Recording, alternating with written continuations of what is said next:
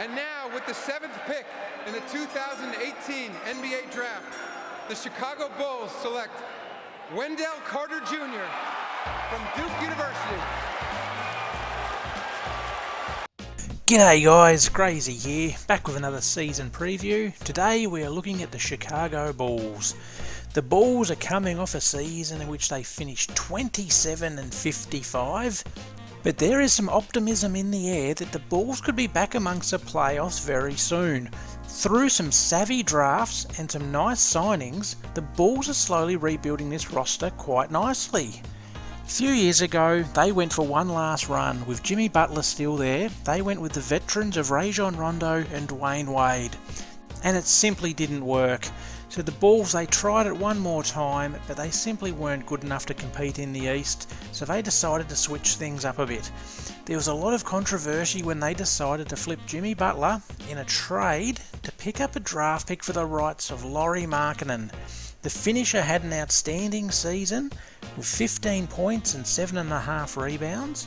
And though it seemed an unpopular pick at the time, this looks like being a very, very good steal for the Bulls in the long term. He's young and he's a player you can build a team around. They also picked up Kris Dunn. Kris Dunn seemed to be flaming out in Minnesota and didn't look like he was going to hit that many highs. But last year he showed great improvement. 6 assists a game, 2 steals, to go along with 13 points. So he was one of the more improved players in the league, and another player who proved that I know absolutely nothing about basketball because I had written him off. The other X factor in that deal was Zach Lavine. They took him on knowing that he may not play many games due to a devastating knee injury, and there were a lot of question marks on how Zach would bounce back. Zach is a guy that literally relies on his bounce, but he has shown a development in his 3-point shot. Now that he's back healthy, they actually matched a contract offer from Sacramento for over $80 million. This raised some eyebrows, but the Bulls have got faith in their young squad. They do have a couple of veterans around to help the youngsters. They have got the always reliable and I think slightly underrated Robin Lopez. Robin seems to be a good guy, always calm and relaxed, except for when he did try to punch out Serge Ibaka. Once a year he does seem to get quite aggravated and looks like he wants to throw a few hands. But he's great as a big man on that team and he'll give you everything that he's got. They've also got Justin Holiday, member of the Warriors championship team in 2015. He's continued to improve each year and he's another solid veteran on that squad. He's a good defender and he can hit some 3-pointers. He's solid to have around. Another one of their depth players comes in Bobby Portis.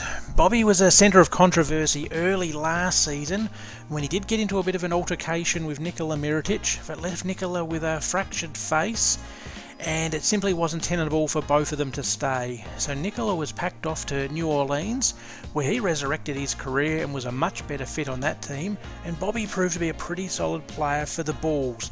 Bobby's only 23, but if you look at those eyes, that is a man that has seen some things. I think Bobby has an edge to him, and I don't think you mess with Bobby. The Bulls, after finishing 27-55 last year, were again in the first round of the draft and in the lottery. With the number 7 pick, they went with Wendell Carter Jr. out of Duke.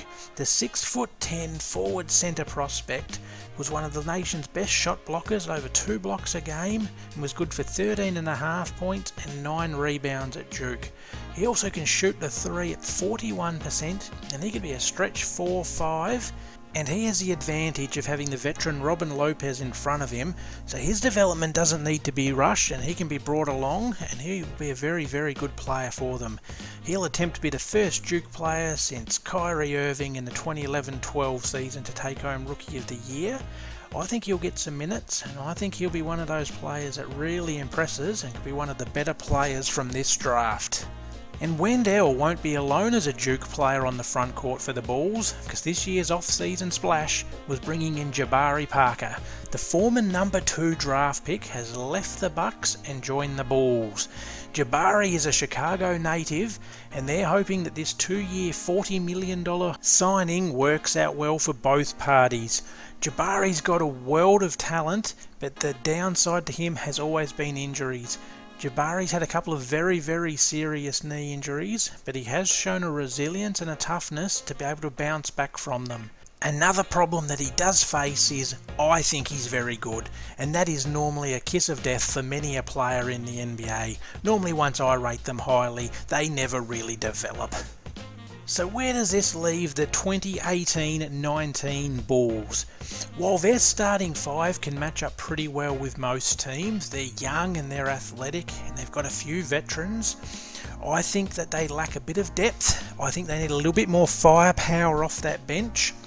I think they need one or two more players who can come off that bench and provide an impact. A couple of impact scorers could be very handy for this side, just to take the pressure off of the young guys. I'm thinking someone maybe along the lines of a Jamal Crawford, or maybe like a Swaggy P type, someone who can just come on and can just get his own shot and create some points for this team.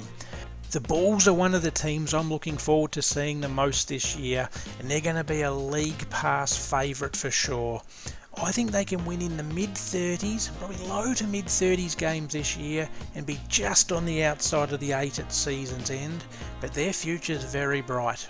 Guys, what do you think? Where do you think the 2018-19 Bulls end up, and where do you see them going in the future?